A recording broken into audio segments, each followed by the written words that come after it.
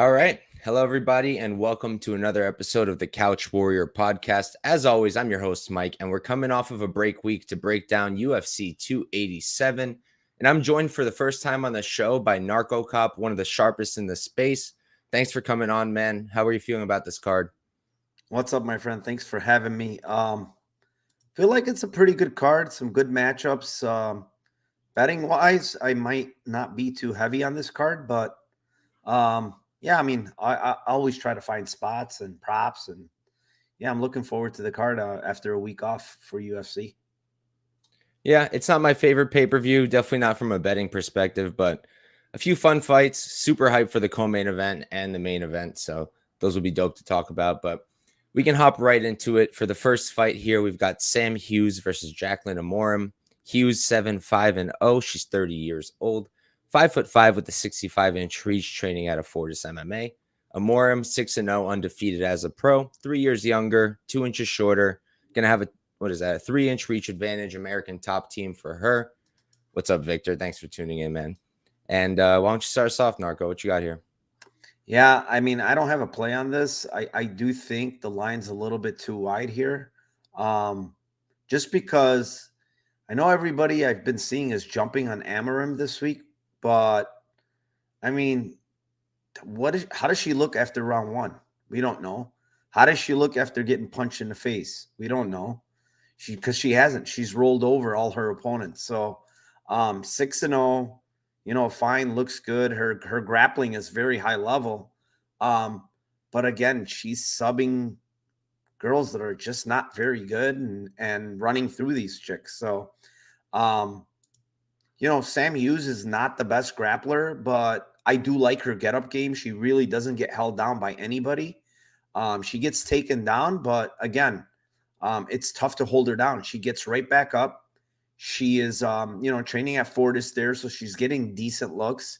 And she said, the past 6 months, she's been primarily working just on literally wrestling and grappling. So it's a good sign. I don't know if she's going to be able to survive, but if she does survive early, I do think she probably takes over later. So, I kind of side with Sam Hughes here, but maybe it's a better live bet here than anything because she could get drowned very early here. Yeah, live bet makes sense. I feel like, you hit all the points. Amorim has fought nobodies, hasn't been past round one, I'm pretty sure. And her ground game is nasty. Like the transitions, the stuff she's doing down there is like really good. But yeah, I kind of like Sam Hughes. I feel like she'll probably survive. The way I'm looking at it is I really like Hughes late here. I know she's not the biggest finisher, but she's shown that she can do it late. And Amorim, never been past round one. We don't know much about her striking, but it doesn't look fantastic to me. And Sam Hughes, she's got that dog in her. She'll bring the pressure. Her striking is moderately good. And I think it's enough to maybe put away Amorim if she's exhausted. So that's probably the only thing I'm looking at, a sprinkle there. Thought about like a Amorim sub, a Amorim round one, just because she is really live for that submission, but the prices aren't that great. Plus 215 for round one. I think it's like plus 125 for the sub. So probably just going to stay off and play those Hughes late props for a sprinkle. Smart man. We can move on to the next one. All right. So here we've got Steve Garcia versus Shayilan Nuerdanbieke. Garcia, 13-5-0, 30 years old. He's 6 feet tall with a 73-inch reach. Jackson Wink MMA for him. Shayilan, 39-10-0. He's 28, 2 years younger, 4 inches shorter. He's given up 4 inches in reach, and he's at Sanford MMA right now. So I'll start us off.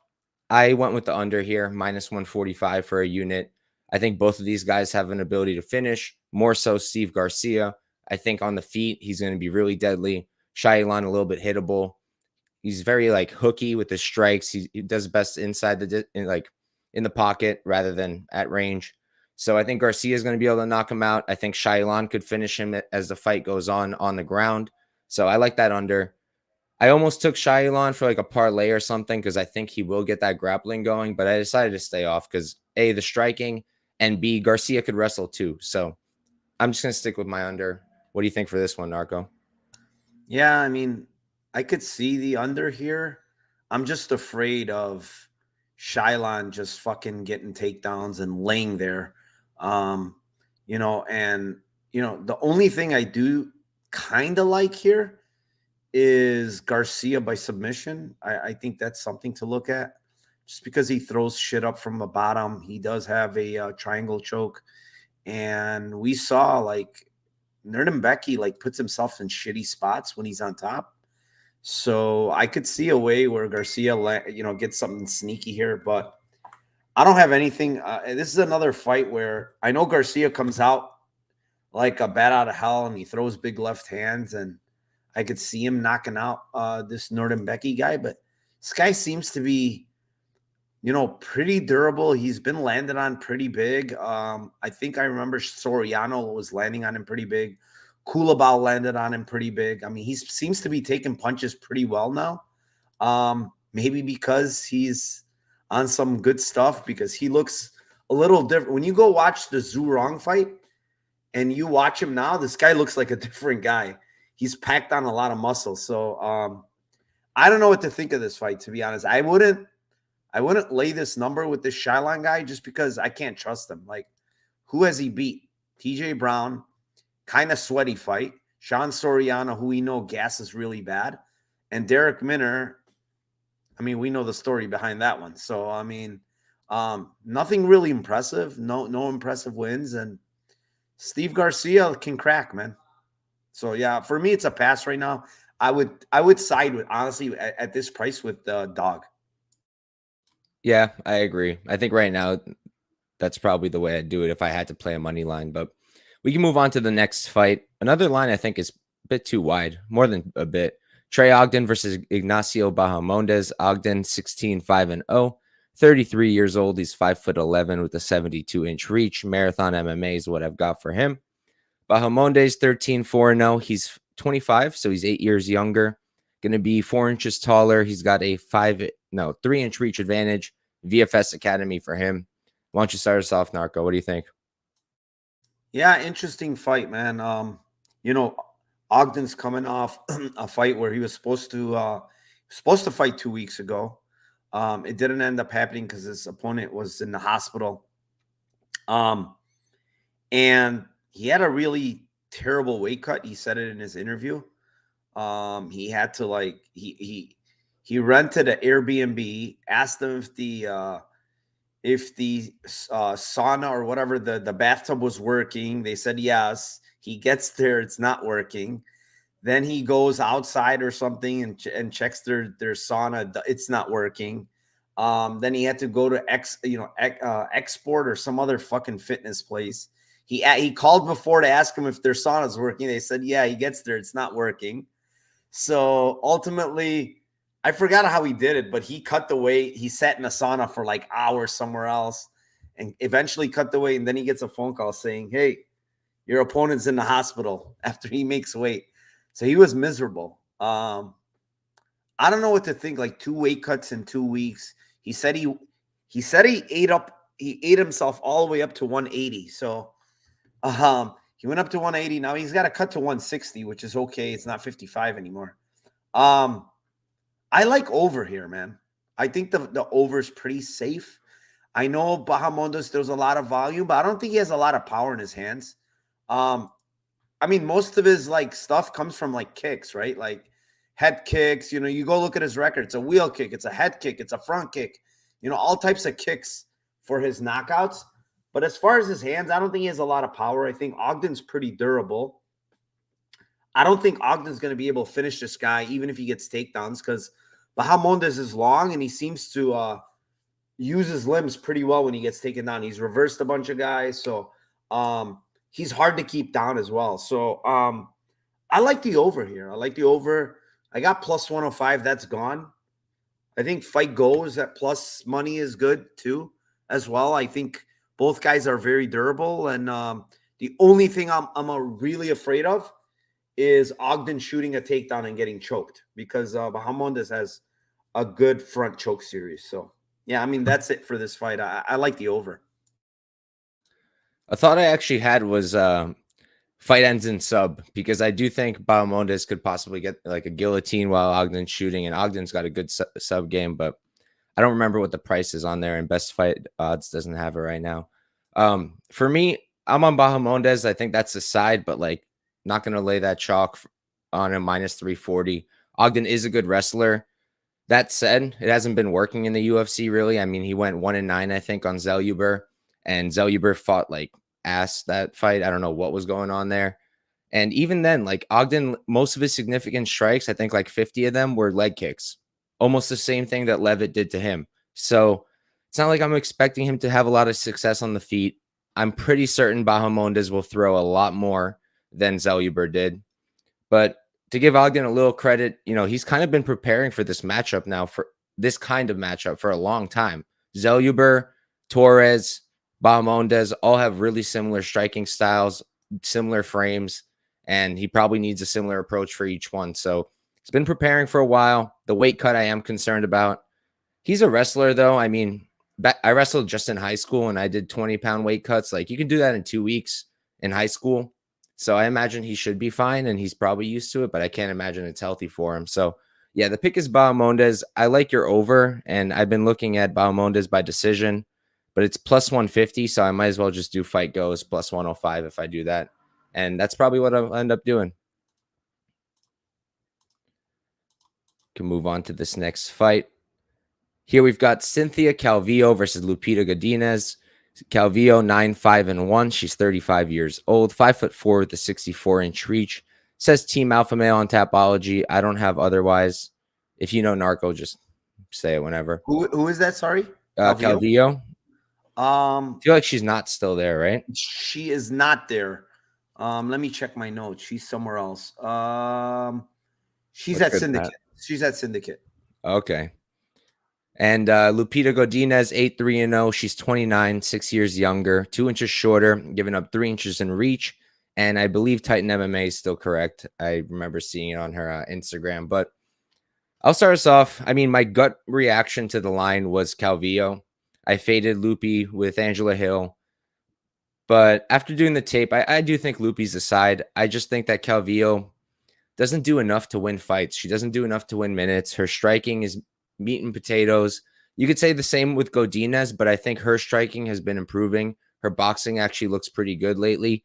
So I do think on the feet, she's probably going to have an edge. I'm curious what's going to happen with the takedowns because Calvillo hasn't been taken down since 2017. It was Carla Esparza. That's the last time she got taken down. How is Lupi going to look if she can't get those takedowns? She lost the Jessica Panay fight. She lost a Hill fight because she didn't get takedowns. But Calvillo's not a striker like Hill, and Calvillo doesn't have a style like Panay. So I think Lupi wins. I think she wins by decision. I've considered her decision prop, but it's chalky. I know a lot of people are thinking her inside the distance because the price was like plus 900, I think I saw. Or maybe that was a KO, but Lupi's aside for me. That's a pick, but in terms of a play, I don't really have anything. How about you, Narco? Yeah, I mean, this is another one where I thought I wanted to play Calvillo. And after I taped it, dude, there's one specific fight that I kind of went back to because I kind of feel like because Lupi is primarily a wrestler, yes, she has decent striking, but normally she wants to get the fight to the ground. She's stronger than most of these girls. So I went back and watched the Esparza fight versus Calvillo, and Esparza wins that fight via striking, man, not grappling. Like, she outstruck fucking Calvillo in that fight. So once I saw that, I'm like to myself, all right, well, if Esparza has success striking, I'm pretty sure Godinez is a better striker than Esparza is, and she has a lot more power. So there's no way I'm going to touch Calvillo, even at this price, because Calvillo normally needs to go to her grappling and I don't think it's going to work here, to be honest. Like, even if she does land a takedown, she's not holding Godinez down, in my opinion. So I think it's kind of like a wash as far as grappling is concerned. I think it's going to come to the striking. And I really, like, Calvillo really has no steam on her punches.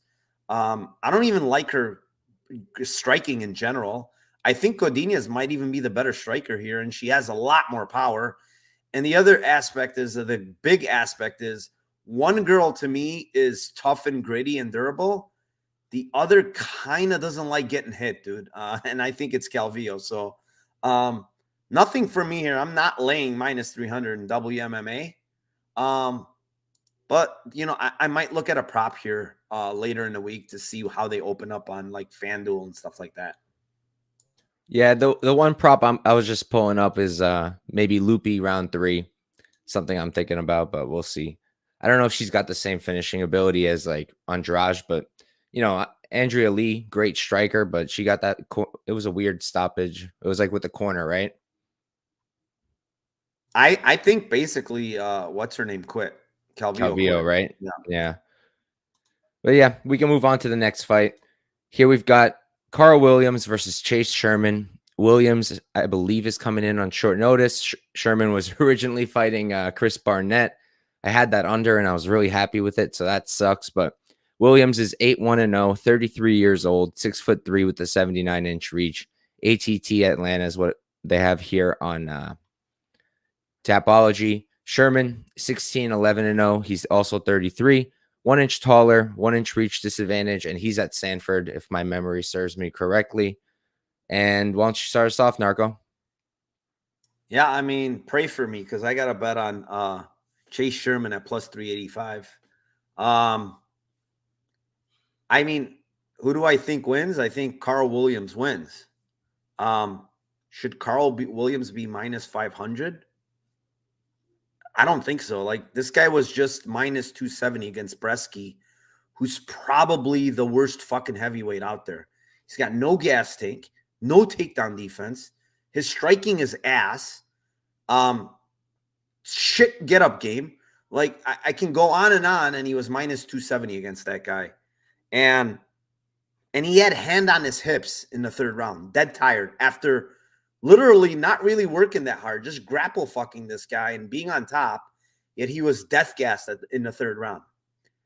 Now he takes a fight on 1 week's notice, okay?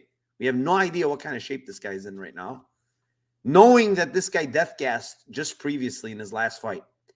The other thing you need to look at is Bresky is not a big heavyweight. He weighs somewhere in the 230 range, I believe, right?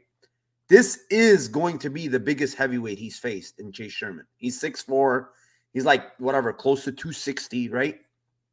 It's the biggest guys he's ever faced. So is he going to take him down? Yes. Karl Williams' wrestling is like top-notch wrestling. Like, this wrestling is really good. But how's his jiu-jitsu? How is his, like, when he has someone's back, he doesn't put his hooks in. He doesn't do shit. He just holds you. And the one thing I saw with Sherman's, I mean, he managed to get up against Romanov 2 different times when Romanov took him down. And I think Romanov wrestling is not as good as Williams, but he's just bigger and more powerful than Williams is. And he has a sub game. I don't think Williams has a sub game. I don't think there's much threat when he's on top. I don't even think go back and look at how many ground strikes he landed against Bresky. Like, almost nothing, dude. For the amount of control he had, I think he had like 30 strikes, 40 strikes. I don't even remember. But if you could pull it up and you have it, it's embarrassing to have that much control with that little strikes. And he had no fucking submission, like nothing.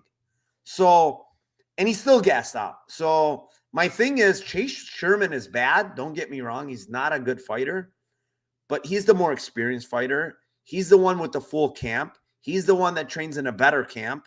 I can go on, and people might think I'm crazy, but I like Chase Sherman here, man. Plus 385 is kind of bonkers to me when you got a guy like Karl Williams that's a one-trick pony that's real good at the one trick, but he has nothing else.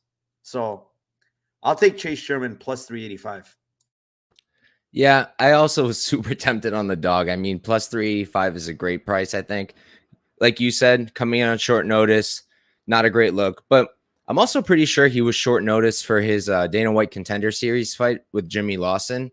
I know Lawson had a different opponent originally, and he out-grappled Lawson, who's like a credentialed, I believe he wrestled for Pennsylvania. He wrestled for Penn State, yeah. Yeah, so he was favored there. I actually took Karl Williams because I saw, what's his name, Lawson actually get taken down on the regional, so I was like, all right, I think, Williams could do it here. But I didn't rate Williams very highly even after that. And my dumbass, Bresky and him, they actually opened at Pick'em. And I must have been drunk or something because I played Breshke at Pick'em. One of my I, worst bets of all time. I had a big bet on Williams, to be honest, and Smart. just because Bresky's so bad, like I mean, the guy is a god awful at everything. There's not one thing that you could look at Bresky and say, "Oh, he does that well." He doesn't do anything well. At least Chase Sherman has pretty good striking, at least, and his cardio, even though it's not the best, it's way better than Bresky's. So. Yeah, I mean, in terms of cardio, this is actually another spot I'm going to be looking at the round 3 prop. Lawson, like you said, exhausted, hands on the knees, round 3.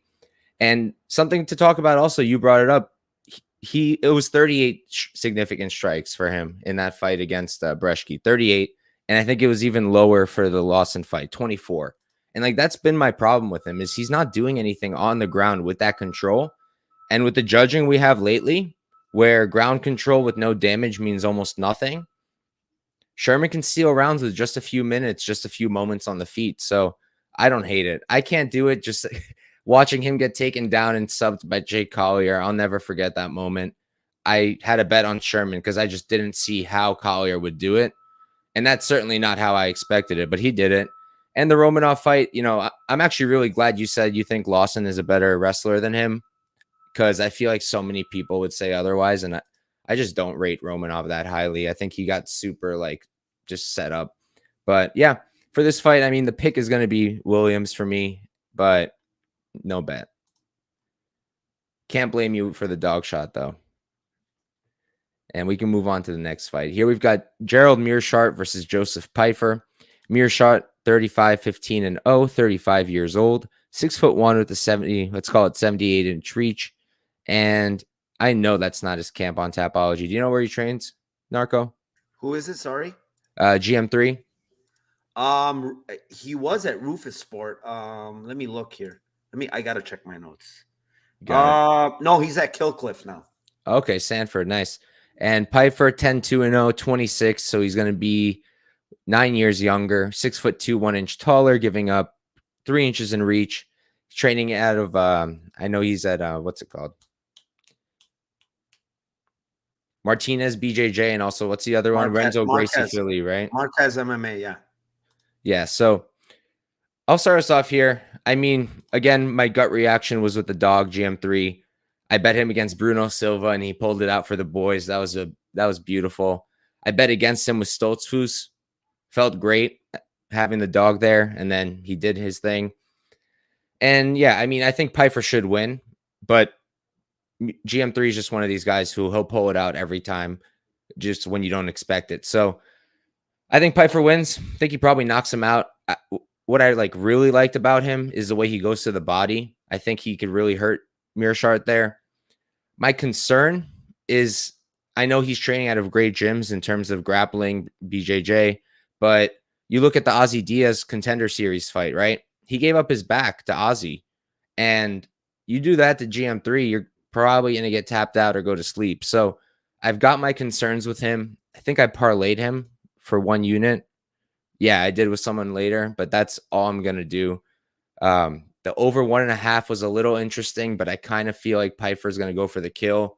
I'm not an interview guy or a narrative guy, but I've been hearing that he really wants to go for the round 1 KO. So I'm just going to stick with Pyfer, that parlay piece for 1 unit, and not do anything else. Oh, and I did do a GM3 round 3 sub for plus 1,300 sprinkle just to cover my ass a little. How about you, Narco?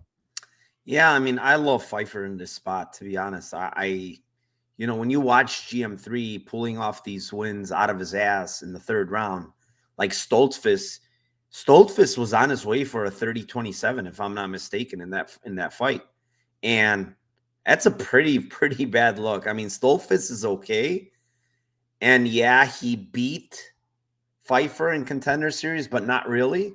The one thing that you mentioned, the Ozzy Diaz fight where he got his back, that came off of a Pyfer actually takedown, and then he got reversed, if I'm not mistaken. And then while he was getting up, he got his back taken. I don't think he's gonna try to get a takedown here. I hope not. He can't be that stupid. But man, his 1-2 is so good. His boxing is really good, and he's got a very, very big right hand. And the one thing that I see over and over and over again is Gerald Meerschaert does not know how to defend a straight right hand. He has no idea. He pulls back with his fucking hands down, and he's going to absolutely get nuked here, in my opinion. He's going to get knocked out. I think Pyfer should be minus 250 to 275 range here because I think he wins minutes. I think he wins all the standing. And to be honest, Gerald Meerschaert really doesn't have any wrestling, dude. Like, his wrestling is ass. And Pyfer is a big, strong guy. I don't think he can take Pyfer down. So that's the thing. It's going to be standing, in my opinion, unless Joe Pyfer takes this fight to the ground, and that's a mistake. And then, I mean, that could happen, right? These fighters, we see them doing stupid stuff all the time. But on the feet, I favor Pyfer in a huge way, man. And I think he knocks this dude out.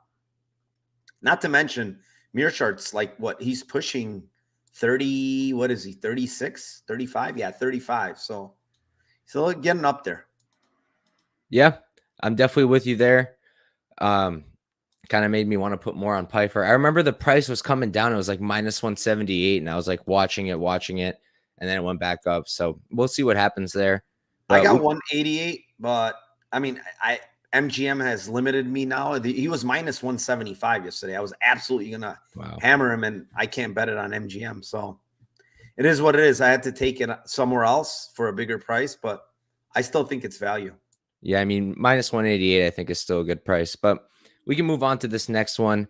We've got Michelle Waterson-Gomez versus Luana Pinheiro. Waterson is 18-10-0, 37 years old, 5'3" with a 62-inch reach. Jackson Wink is what we've got for her on Tapology. Pinheiro, 10-1-0. She's going to be 8 years younger at 29, 1 inch taller, same reach. And I've got BH Rhinos here. I don't know if you know any better, Narco, for Pinheiro. For Pinheiro, what do I have here? Oh, I don't have. Yeah, it's got to be the same one. Correct. All right, so we'll go with Rhinos. And why don't you start us off, Narco? I mean, this line, I'm kind of tempted to play Pinheiro. The only thing that's holding me back is her cardio. It's a big question mark for me. I know she went 3 rounds with Hughes last time out, but she lost the 3rd round. She looked like shit the second half of the 3rd round when the pressure was on. And quite frankly, I think her cardio is not good because she doesn't know how to control her aggression. Like, she's very, very aggressive for WMMA standards. And you could see it with her. Like, I mean, look at all the stoppages. I mean, how many women can you go over and look and say 1, 2, 3, 4, a bunch of stoppages, not too many. And she's pretty violent with her hands, man. Like, she dropped Hughes pretty bad in that fight, almost got her out of there. She hits very hard. She's a black belt in judo. She's a black belt in BJJ. She has very, very good striking, in my opinion, with a lot of power. It's just her cardio is like a huge question mark. If she had good cardio here, I would fucking slam 162 right now. Literally would. The problem is, like, Waterson has really good cardio, and this girl has very questionable cardio. So it's like, do I really want to mess with this women's MMA where one girl kind of is also like, if you watch the Marcos fight, she honestly did that acting job because she was going to get finished. She was that tired. She looked exhausted. And it's a big concern, man, with this girl. So skill-wise, youth, everything favors Pinheiro. Like, if you tell me, when you look at it as a whole, like, Pinheiro is the better fighter right now at this point. Like, Waterson's faced really good opposition. I think she has very underrated wrestling, very underrated grappling. But she just doesn't use it that often. She doesn't use wrestling that often. She's a karate girl. She's going to kick you for 15 minutes or try to kick you for 15 minutes. And she's a smaller girl, I believe, in this fight. So I don't know, man. I'm kind of leaning Pinheiro. I don't have a bet yet on her. Maybe this line comes down and I'll bet her at like minus 140 range. But right now, I'm staying away. Yeah, I took a dog shot here. In terms of the size, you just mentioned it. UFC Stats has Waterson 1 inch taller, but I don't know. They're off all the time. Just look at Rosenstruck, right? 6'3", my ass. But Yeah, like Tapology has her 1 inch shorter, so who knows? Yeah, they're so weird with that. But I took a dog shot for a half unit plus 140. I just don't trust Pinheiro, like you mentioned. Her striking is great. I really like the judo. I like the throws, but those are only going to work to a certain extent. And the cardio is just not great. The competition's not great. And that, man, when I was rewatching that tape and I saw her do like the whole thing, I couldn't believe my eyes. I had to keep running it back because it's like, man, you really just went like this, just dry.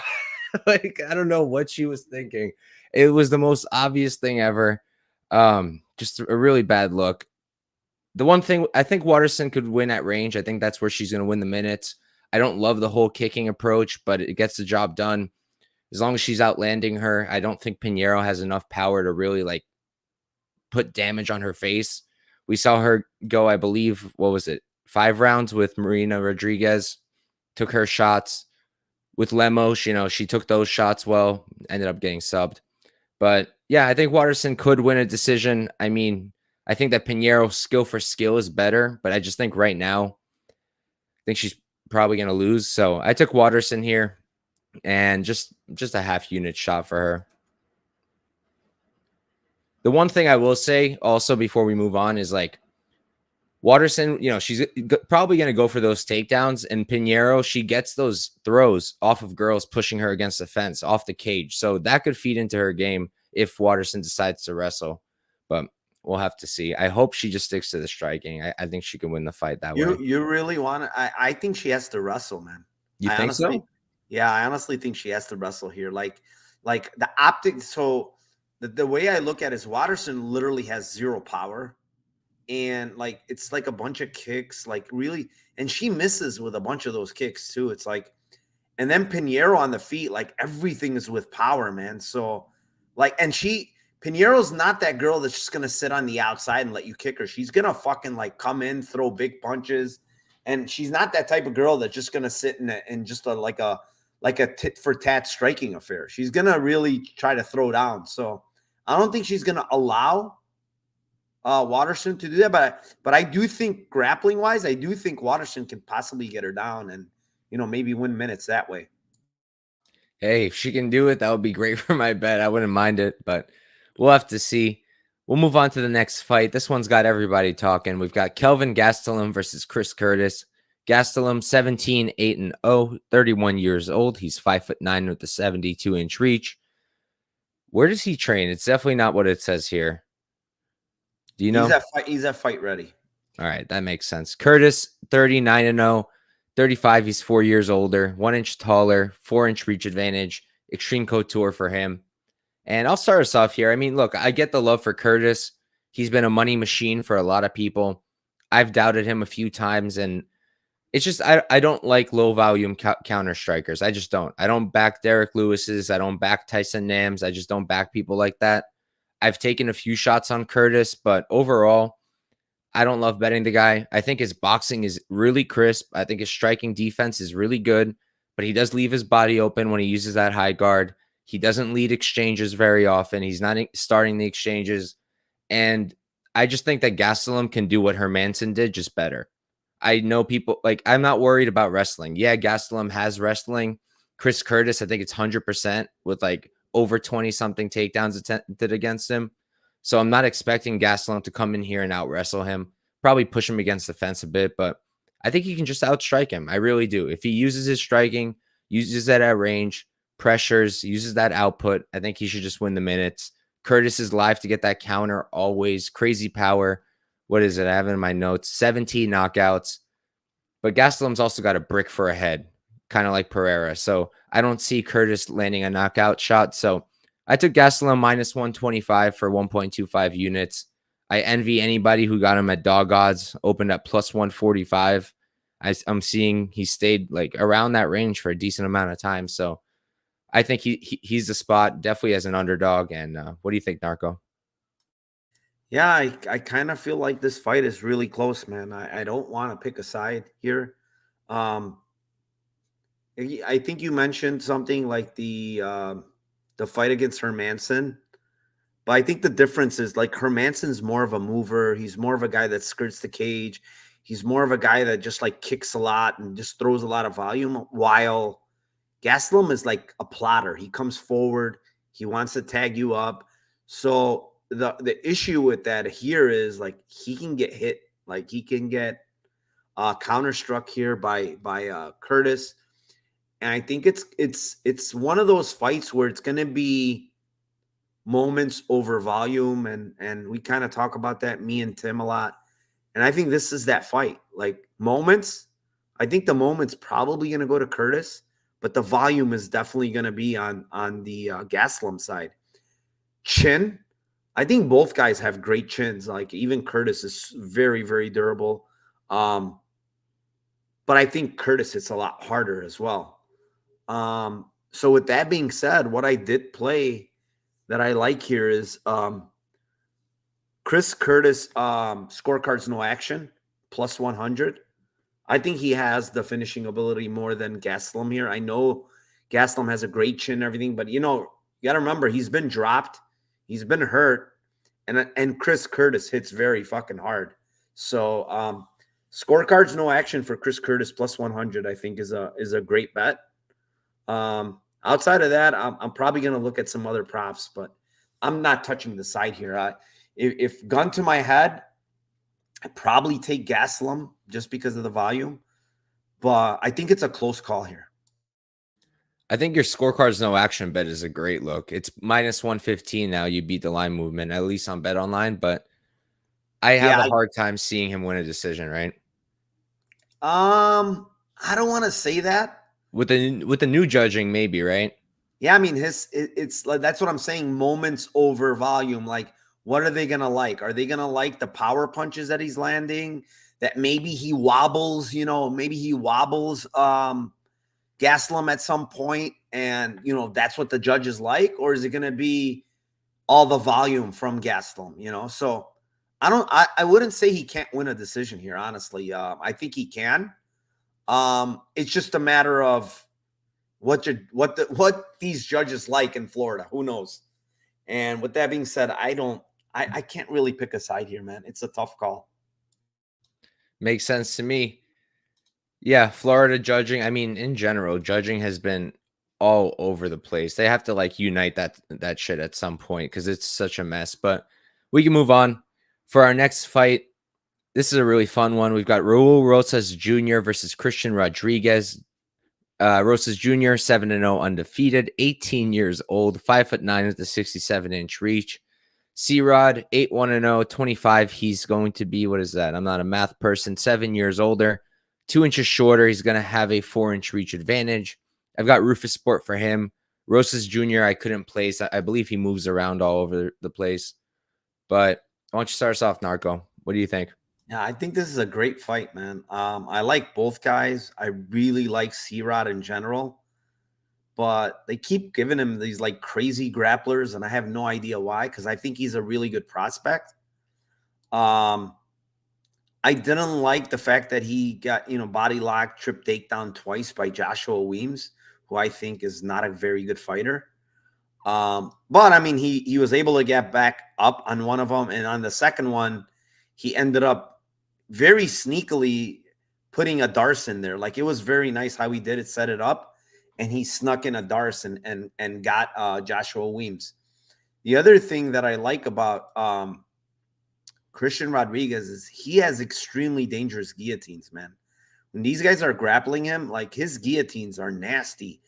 And till this day, when I went and watched back Jonathan Pierce first round, I have no idea how Jonathan Pierce did not tap to that guillotine. You could literally see his spine like coming out of his back, and this motherfucker would not tap. And the guys in ringside are saying we can hear him gargling. He can barely, like, he has to tap, and the fucker is not tapping, and somehow gets out of that guillotine. What I'm trying to say is Christian Rodriguez is dangerous everywhere. On the feet, he's got a big advantage against Rosas here, like very big. But on the ground, like Rosas, I mean, he's relentless with the grappling. He's really dangerous. He's always hunting for subs. I love the way how he goes from one hook in to automatically to body triangle. He does it all the freaking time. He's got one hook in. He laces his legs together while he has one hook in, and then he slowly goes right to the body triangle, which is really nice to see. I mean, he's a really good grappler at this. You know, he's only 18 years old, but he's very, very good on the ground. They say he's a purple belt, but he probably schools black belts, in my opinion. He's really good down there. But the problem is, this is a big, big step up for him, man. Like the biggest step up. Like it's a monster jump from Jay Perrin to Christian Rodriguez, because I think Christian Rodriguez is very fucking good. The problem is Christian Rodriguez can be taken down. We saw it against Jonathan Pierce. We saw it against Joshua Williams. We saw it even in his Contender Series where he got taken down a couple times. But he's got a great get-up game. He's got good subs off his back. Like he knows how to throw up stuff. He's competent. The problem is, like, Rosas, I think, is like a step ahead in the grappling. Like he is a little bit better in the grappling realm. I'm not laying this price with this kid. That's for damn sure. I'm kind of looking to play Christian Rodriguez. But I think if I wait and maybe live bet Christian Rodriguez, I think it's a better idea, because I do think he loses round 1. Just because the kid's going to be fresh. He's probably going to chain wrestle, get the fight to the ground, and try to work his jiu-jitsu. Now, if Christian Rodriguez survives and I like what I see from him, then I'm probably going to bet him. So who do I favor to win the fight? Slightly Rosas, but at this price, I lean Rodriguez. I at plus 200, I like Rodriguez. Yeah, that plus 200, I'm still seeing it in some places. It's mostly gone, but I played him at plus 205 for a half unit, and it really came down to, like, this is not Jay Perrin. This is not Mando Gutierrez. This is a legit guy, a legit prospect. I think Rosas Jr. is going to be something different. Like, he's going to be an animal. He's literally only 18, and just look at the guy. But first off, his striking is green as hell. Hasn't been tested much, and it's green as hell. And the grappling, yeah, it's great, but he makes mistakes. Mando Gutierrez got some control on him too. Got a sub attempt in there. He's not, perfect. As an 18-year-old, you wouldn't expect him to be. And C-Rod, like you mentioned, he's got a lot of good subs of his own, sub attempts of his own. He's a good defensive grappler. The Weems thing, yeah, it didn't look good, but he got up quick, and then he got to finish the second time. And then the Cortez fight, that's Tracy Cortez's younger brother. He's a 2-time state champ in Arizona, I'm pretty sure. So it's not the worst thing ever, getting taken down, and he didn't get controlled too much. So, yeah, can Rosas Jr. just take him down in the first round and sub him? Maybe, yeah, probably. But the more I watch the tape, the more I think it's not going to happen. Like, even the Jay Perrin one, it didn't look like insane to me the way he did it. It kind of just looked like Jay Perrin sucked. Like, the way he had him against the fence, the way he went in for the choke, it looked good, but against Jay Perrin. So I think that if Rodriguez, for the most part, keeps on the feet, if he survives just those the first round, like you mentioned, I think he's very live. Plus 205, I liked it a lot. Live betting, I'll be looking at that too. Been doing that a lot more recently. And yeah, that's my pick here. I will give you guys probably my favorite. It's going to be probably my favorite Lambo of all. It's Rodriguez round 3. Rodriguez round 3 is 1,800. I think that's off by a good bit. The dude, I'm telling you, go watch his round 3s. The guy has crazy cardio. Even in a short notice against Pierce, he still was coming on more than Pierce was in that third round. And when you watch, like, he almost finished Cortez in that third round. He's very, very dangerous late. He has a third round finish in CFFC. I'm telling you, this guy's cardio is really, really fucking good. And I could see him breaking this kid in the third round. Because even when you watch the Mando fight, this kid was kind of tired in the third round. And Mando really offered nothing really in that fight. I mean, there was scrambling, but no striking at all from Mando. I mean, he was literally getting up and getting taken down. So round 3, Christian Rodriguez. I like that. I like that a lot. But we can move. Has Rosas Jr. even ever been to round 3? He hasn't, right?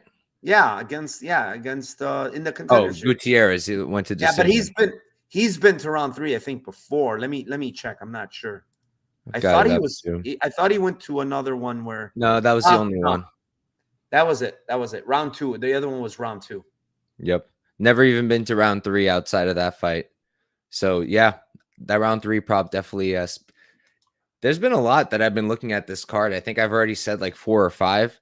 Been trying to get away from it because I looked at like my when the year ended in 2022. I did like a recap for myself, and I looked on Bet MMA like the stats, and all time I've lost 31 units on round 3 and round 2 props. How the hell So did you look that up? Oh, you it, just counted manually?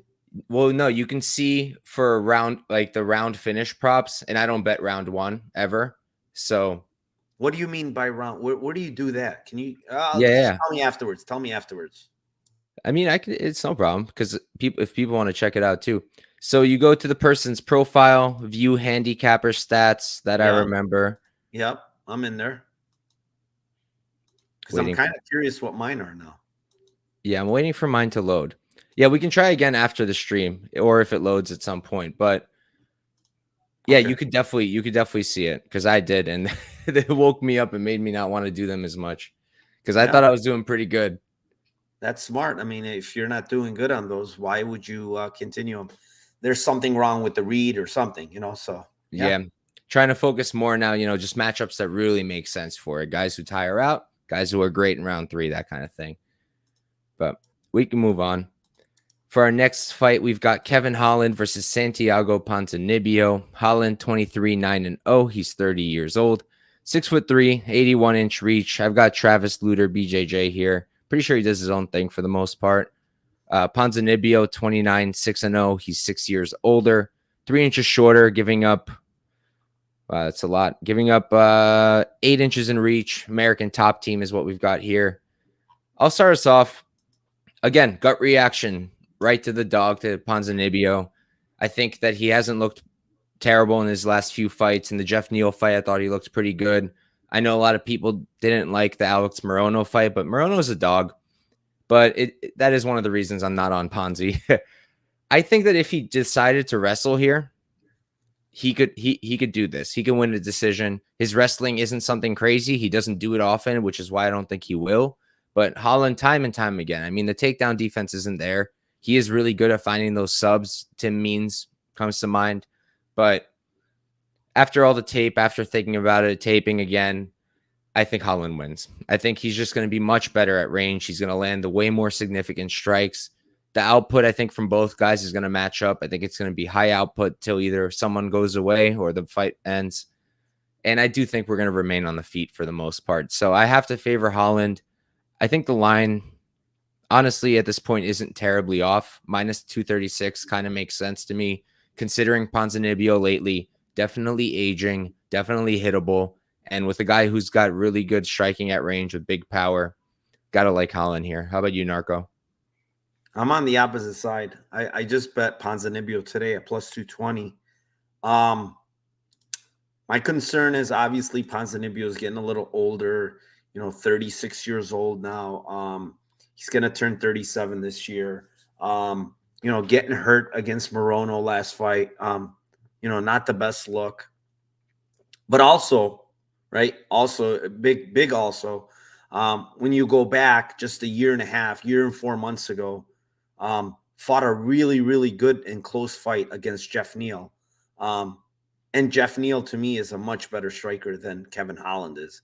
Like, he's just a more technical boxer. I mean, we watched him against Shafkat, right? If not one of the best strikers in the division right now, Shafkat. And he was putting it on him in the boxing realm. Like, the guy is just a really good boxer. Jeff Neal is just solid as hell. And Ponzinibbio was there with him step for step in that fight. Like, really good fight, back and forth. Ponzinibbio is the one guy that I mentioned this yesterday on Clint's pod. He's fought really good guys, and he's never, ever, ever been this big of a dog in his career to nobody. So now you're telling me Kevin Holland should be minus 260 and 295 in some spots when this guy is a complete like gas can, like you don't know how he fucking let up Stephen Thompson twice off the ground like a bozo last fight, right? And he did a lot of bullshit prior to that where everybody questioned this guy's fight IQ. He changed his style. He started fighting smarter, and he went right back to the stupid shit in the Stephen Thompson fight. You can't trust this guy. And, 295 on this guy, no thank you. I know Ponzinibbio, might be able, Holland might be able to knock him out. But when I went back and watched tape and I looked at something that's really key to me, Ponzinibbio has a nasty calf kick. I'm telling you, he's got a really nasty calf kick. And the one thing I see with Holland is he's faced a lot of southpaws. Guess what they can't do? They can't kick his lead leg.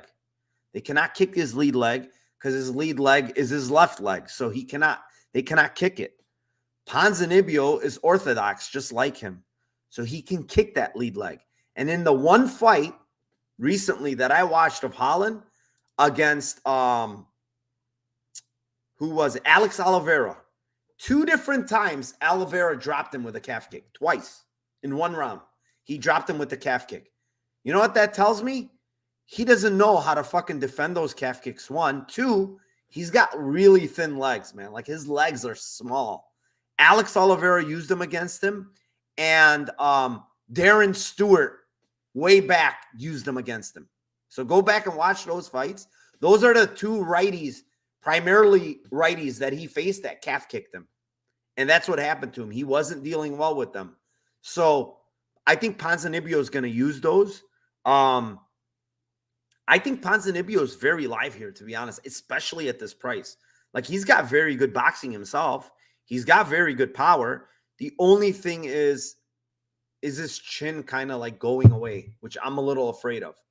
But he hasn't been knocked out. So I'm willing to put a plus 220 on this guy that I think fights extremely close against the top of the class. So give me plus 220 here. Yeah, don't hate it. I mean, that's where my gut went originally, but we can move on. Here we've got Rob Font versus Adrian Yanez. Rob Font, he's 19-6-0, 35 years old, 5'8" with the 72-inch reach. New England cartel for him. Yanez, 16-3-0. He's 29, so he's 6 years younger, 1 inch shorter, giving up 2 inches in reach. Got Metro Fight Club for him. I believe he trains out of a bunch of boxing gyms. Do you know, Narco, for Yanez? Yeah, he's still at Metro Fight Club, but he does train in a bunch of. He does a lot of striking. So yeah, he does. Okay, cool. So yeah, why don't you start us off here? What do you think? Man, this is an interesting fight. This is a boxing fight, man. This is an MMA boxing fight, basically. I mean, I guess Rob Font, can land a takedown or 2. He's not going to do shit with them, even if he gets them down. I think it's just going to be a 15-minute boxing fight here. One guy has more power. One guy has a way better chin at this point. One guy has 6 knockdowns in 6 UFC fights. The other guy has been knocked down 5 times in his last 2 UFC fights. So, I mean, I like the Yanez side right now. I don't have a bet yet, but hopefully there's more Font money coming in. I think his chin is gone, man. He's not reacting well to punches. He's doing that thing where you get hit and it's like a delayed reaction every single time. 3 different times in the Vera fight, he did that. And then once versus who was it? Who was the GOAT? Why am I forgetting his name? The fight before Vera fight. He did it against Aldo. He got he got hit, and it's like a delayed reaction, dude. Those are not good. I'm telling you, just coming from a boxing background, that means your brain is just not, you're getting hit, and then your brain afterwards is shaking, and you're done. So Yanez hits very hard, man, and the left hook is going to be there. This guy gets cracked with the left hook. He got dropped by Marlon Vera with the left hook in the last fight. He took some time off. I don't know if that's going to make much of a difference. This guy is older now. He's 35, 36. I mean, there's not much to say here. The only thing I will say, very important though, Yanez against Costa got absolutely lit up with the jab. He could not avoid the jab, and he kept getting hit over and over. And Rob Font has one of the best jabs in MMA. So that's a concern for sure for Yanez. But the problem is, like, even if he boxed, like, Yanez doesn't get deterred. You could see it in the Costa fight. Like, he got bloodied up, he got jabbed up, but he still kept coming forward. And the other thing you got to look for at this fight is Font likes to come forward. He fights terribly on his back foot. And Yanez always mostly comes forward. So I want to see who gets the front foot here. I think it might be Font early and Yanez like a little bit later. So we'll see. I do like Yanez right now. And I'm kind of looking at the under, man. I don't know. I'm a little, the only thing with the under is it's almost one-sided for me. So I might not play the under and just play maybe Yanez KO. Yeah, I'm on the other side. I like Rob Font here, honestly. So for me, it's a few things, right? I see all the things with the knockdowns, the damage. I agree. But like Marlon Vera is a very different kind of damage striker than Yanez, in my opinion. And although even at this age, like the guy still hits like a train. Yanez does too. Yanez is super slick in the pocket, really good boxer. So I wouldn't be shocked if he at least got a knockdown. But I think overall, Rob Font, like the minutes, he should win them. Like he was winning all the minutes against Vera, and then he would get murked with a whatever kind of kick to the face or a flying knee, just absolutely bodied, and then loses a round, rightfully so. But I mean, the numbers, I'm looking at them now: 271 Font, 159 for Vera. I love the output. That's a big thing for me. I think he could win the minutes with that output. Yanez, I think he's better in the pocket than he is at range. And I think that Font is better at range than he is in the pocket. So whoever's dictating where the fight's at, I think he's going to have the edge. I lean with the dog, especially because he's at dog odds. I kind of see this 50-50 personally. Honestly, if I had lined it, I might have even lined it a little towards Font as a favorite, just because I think he's fought the way better guys and shown like a pretty good performance every time. But yeah, it's hard after seeing the damage. It's hard after seeing him getting knocked down so hard. But also, like Yanez, who has he beaten? And like, what was really spectacular? Tony Kelly, ass, not in the UFC anymore. Davy Grant, that was like a close fight. Some people scored it for Grant. I'm glad that didn't happen. I had Yanez. I think he was chalky too. But it's a close fight. Look what just happened with Grant. Just barely beat Rafael Assunção. Needed a crazy choke. Saved my night. Gustavo Lopez, no longer in the UFC. Victor Rodriguez, pretty sure he's not, and he's not great either. And then Brady Huang on the Contender Series. So none of those people are even close to the caliber of Font, in my opinion. But Davy Grant, the problem with Davy Grant fight, and I went back and watched it today, actually. Grant is hard to deal with because he throws a fucking shit ton of kicks, man. And it's like nonstop kicks, all weird angles, spinning back fists. Like, you got to be careful with a guy like Davy Grant because he does throw hard. He throws all this weird shit. He does a bunch of kicks. To me, this is more of a boxing fight, something that Yanez wants. You know what I'm saying? I'm not saying Font is not very good at it. He's a great boxer. The problem is he doesn't have the power and he doesn't have the durability, in my opinion, anymore. Two very key things in this fight is why I favor Yanez. If it was the old Font, I would take Font now for sure. 100%. There's no doubt in my mind. Also, the volume thing. Yeah, he throws very good volume and definitely more volume than Yanez, but Yanez has good volume as well. The other thing is, you shouldn't even compare the Vera fight because Vera is such a slow starter. He doesn't throw a lot of volume. He wants you to come at him. He doesn't really do shit the first 2 rounds of the fight, So it's misleading is what I'm trying to tell you. Like, Yanez is going to keep throwing. He's not going to just let you hit him and not return fire. You know what I'm saying? That's the key difference here. And Vera is a different type of fighter, and he's also more of a kicky guy. I think it's a completely different matchup. Yeah, that's for sure. I mean, the way Davy Grant fights, it's so crazy to me. The swinging strikes. Honestly, I think Davy Grant versus Rob Font will be a close fight. I'm not kidding. Well, especially with the power, right? Power, and if the chin really isn't there. The fucking kicks, all the weird shit. He's a hard guy to deal with. He really is. And he's tough. He's a tough motherfucker. Yeah, I love Davy Grant. But all right, we can move on to our next fight. the co-main event of the evening, we've got Gilbert Burns versus Jorge Masvidal. Burns, 21, 5-0, 36 years old, 5'10" with a 71-inch reach. He's at Killcliff. Masvidal, 35, 16-0, 2 years older at 38, 1 inch taller. He's going to have a 3-inch reach advantage. American top team for him. I mean, I'm all over Burns. I parlayed him. I played him inside the distance. I played him by sub. I got a lot of hate for the ITD and the sub props. I get it. Masvidal's been subbed like once in, 40, 50 fights. I understand. But other than Damian Maia, he hasn't fought anybody of this caliber of BJJ. And Damian Maia and Gilbert Burns have different styles also. Gilbert Burns, correct me if I'm wrong, he's a no-gi champion, right? So it's very different. And one applies to MMA better than the other. And I think that Gilbert Burns is going to get Masvidal down. And I think once he does, he is going to submit him. The reason I also played the ITD is in case he gets a ground and pound. I don't think a knockout on the feet is out of question. I just don't expect it. But, Masvidal, even the Usman fight where he got knocked out, right? Like Usman, my biggest problem with him has always been, this is the reason why I played Edwards in the first fight. The way Usman just like ducks his head and swings over his head. Like he gets very sloppy. And Masvidal couldn't capitalize. He didn't knock him out. And he got knocked out himself by like a really sloppy overhand right. Gilbert Burns, yeah, he got knocked down against Khamzat Chimaev, but Khamzat, he's a good striker too. I know it's not his thing. He's a wrestler at heart, but I think that Burns can handle himself on the feet here. I just don't expect it to last on the feet for very long.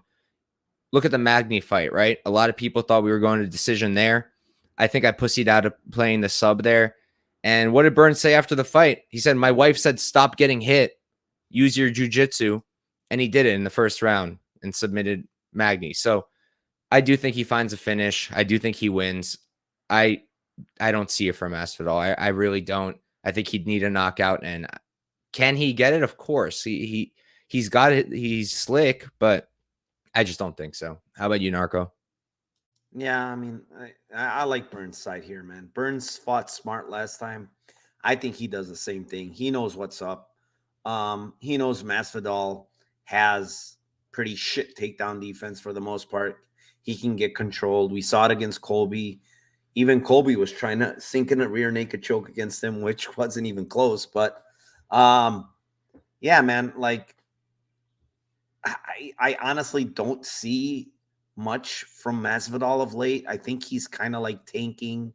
This might be his. He mentioned something. This being his last fight. He's got that promotion going where he's got boxing. He's making money elsewhere. I'm not sure if this is his last fight on his contract. It might be because he's stating that he might be done after this. So I'm thinking maybe it's his last. But yeah, man. I mean, all the signs point to Gilbert Burns. I think I don't have a play on it, but I think submission is something to look at.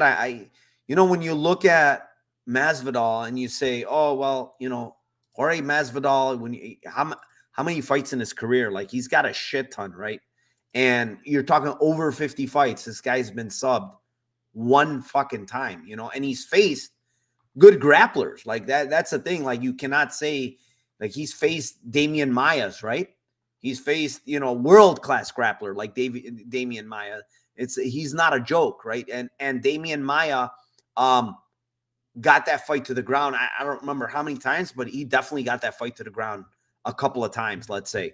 But the difference is like controlling guys and stuff. I think Burns is better when he gets it down there. And Damian Maia kind of was on the tail end of his career, right? Burns to me right now, probably in his, even though the guy's 36, I feel like he's shown the best of himself lately, which is weird to say, but it's the truth. I think submission is live here, man. Plus 250 for a guy like him, for a guy that showed what you wanted to see in him in his last fight against Magny. I think he probably does the same thing here. And I think Masvidal's on the way out, to be honest. Yeah, I played that sub prop for a unit, and I played ITD for a unit also. I don't normally put that much on props, so I feel pretty confident here, so we'll have to see. But we can move on to our main event, and I'm very hyped for this one. We've got Alex Pereira versus Israel Adesanya, the second fight, or the fourth. Pereira 7-1-0, 35 years old, 6'4" with an 80-inch reach, training out of Tixera MMA and Fitness. Adesanya 23-2-0, 2 years younger at 33, same height, same reach, at least according to Tapology, and City Kickboxing for him. Narco, why don't you start us off? Yeah, man.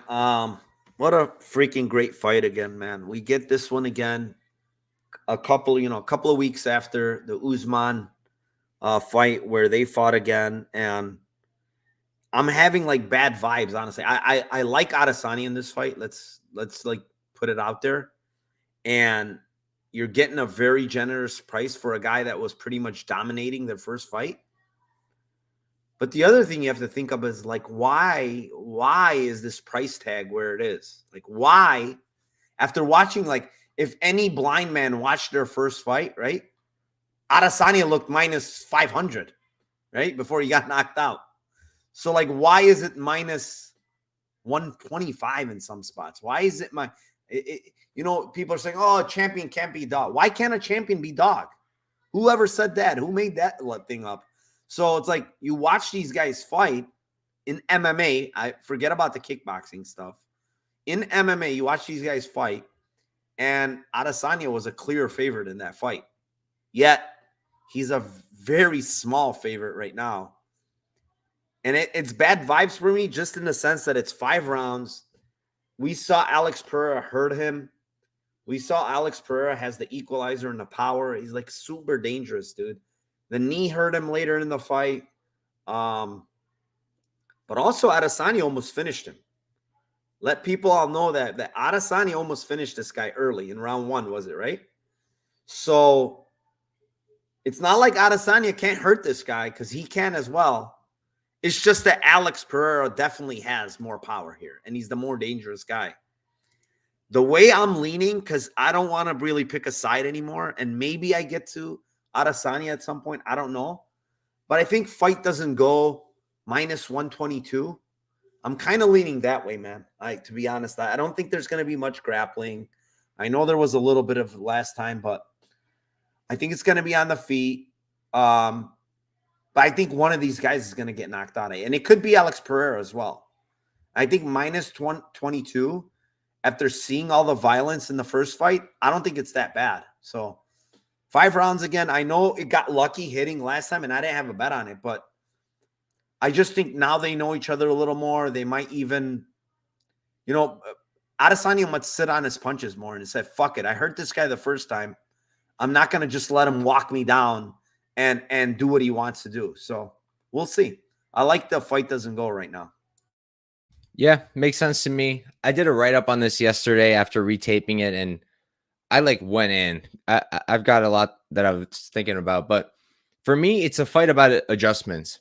Whoever made the right adjustments here is going to win the fight. For Izzy, the biggest thing that I think everybody knows is you got to stop backing up into the fence, because that's where Pereira landed all of his best shots, had all of his best moments. At range, it was Izzy almost the entire time. He's the one who got the better shots. He throws more straight. He's got more output. And like you said, in round 1, hurt him. And what was it? It was just a 1-2. It was a follow-up on that jab. His jab is fantastic. Kind of moved away from it as the fight went on. And that's when Pereira would find more success, is when Izzy wasn't using that jab. If he keeps the fight at range, circles out more and more, it's going to be a really hard fight for Pereira. But I ended up betting Pereira, which is not my style. I said it earlier. I like output guys over power guys, but man, I also just have a gut feeling that he is going to get to be able to walk him down. He is going to land the bigger shots. If he does start letting go at range more, it's going to be a lot closer at range as well. And then I do think he's got the edge in the clinch, in the pocket, like I mentioned. The grappling, it's a big question mark, because, for Pereira, you've been training under Glover for how long now? And I mean, you were up against the fence with Izzy on your back with no hooks and then 1 hook. And how are you not going to get up? How? And then after that, the cardio also, right? His cardio absolutely tanked in round 4. Output tanked because Izzy wrestled. I think it would be smart for Izzy to try to mix that in again. We've seen some pictures on Instagram with wrestling shoes, maybe to sign. Who the hell knows? I don't think it's going to be something he uses unless he's in trouble, but it's something worth thinking about. Overall, I just think Pereira is going to knock him out. I think that's what it came down to for me. I played the money line rather than like decision, no action, or Pereira KO, just because of what we've been talking about with the damage, with the new judging. If Pereira is moving forward, if Izzy is still allowing himself to get backed up, and we don't have those rounds of grappling involved, I think Pereira's going to pull it out. I think he's going to knock him out. And I definitely don't hate the under for sure. By the way, I got news for you. I know you said in the beginning, you said your style is not to really fade the guy that has the more volume. Mm-hmm. You know, Pereira had more volume in their first fight. He threw more strikes. Did he land more? He threw more. Okay. He threw more volume. Okay. I think he threw, let me look it up real quick. 214 total strikes to 209. And he actually landed more. Yeah. He landed 140 to 119. Yeah, you're right. You're right. Well, that helps my bet then, doesn't it? So yeah, that's what I got there. Got that money line just for a unit. And I did parlay the over 1.5s a little bit. It's chalky as hell. I did it at minus 400. It's 500 now. But like, I think we're gonna get a finish, but I don't think it's gonna be early. I'd be very surprised. So I parlayed. Aren't you scared though after seeing one of these guys get dropped in the first round? Yes, but I just don't think it's gonna happen again. I don't know. I feel like it was like I think both guys didn't really know what to expect from each other. I think that's why Izzy had the wrestling going in round 4. I don't think Pereira saw that coming from a mile away. So I do have concerns, though. I think you're 100% right. Another thing I forgot to mention with Pereira, his defense kind of sucks, no? He's flat-footed, and he doesn't move his damn head, which... He's a plotter. He's a guy, most guys that have big power, they really don't bounce like that because they're sitting. That's what I'm saying, sitting on it. You're like, Izzy is not a guy that sits on his punches because he's got good footwork. He's constantly moving. So those guys usually don't sit on their punches. But a guy like Pereira that's plotting forward, flat-footed, he's sitting on his fucking punches. That's why he hits so damn hard. Yeah. Honestly, I feel like this line probably wouldn't even... I feel like it would be wider Adesanya. It was before. I think everybody's seeing Usman fail to retain his title. Kind of is influencing people. Because personally, like, after watching the first fight, right? Just like the Usman-Edwards fight. After watching their second fight, Usman was still a favorite, and a moderate one at that. It was like minus 250 or higher, if I remember right. And Izzy's only at it's down to minus 135 on Bet Online. So I think that might have something to do with it. I don't know. I'm just super hyped to see the fight. And yeah, that's a card, guys. Thank you guys all for tuning in. Thank you to Narco for pulling up for the first time. Really appreciate it. Had a good time with you, Narco. I'll pass the mic to Narco in a sec. And real quick for myself, what I've got going this week, tomorrow, going live for the panel with Patrick. It's on his channel this time, Addicted to Combat. We're going live with Lou Betya and I believe Liam from Liam Picks Fights. And then tomorrow, I think I am going to put out a PFL video. That's the goal. And then I'm going to try to do an Aries FC thing. We're going to have to see if I have enough time, bouncing a lot right now. And then Friday, as usual, Prop Talk with me and Propaholic at 7 or 6. We're going to let you guys know Eastern time. And yeah, thanks again, Narco. Why don't you plug yourself real quick and we'll hop on out of here. Yeah, Narco Cop on Twitter, Narco Cop MMA YouTube channel every Friday with Timothy Troiano. It's a Lambeau Place podcast. Come join us. Come hang out. Yeah, we're just cashing big tickets on there. And then I have my Twitter live space every fight card. So when the fight goes live, we have our Twitter live spaces where we hit a ton of live bets. So yeah, come join us. Thanks for having me, Couch Warrior. Appreciate it. And hope we cash some big tickets this weekend. Hell yeah. All right, guys. Thank you guys all for tuning in once again, and good luck this weekend with all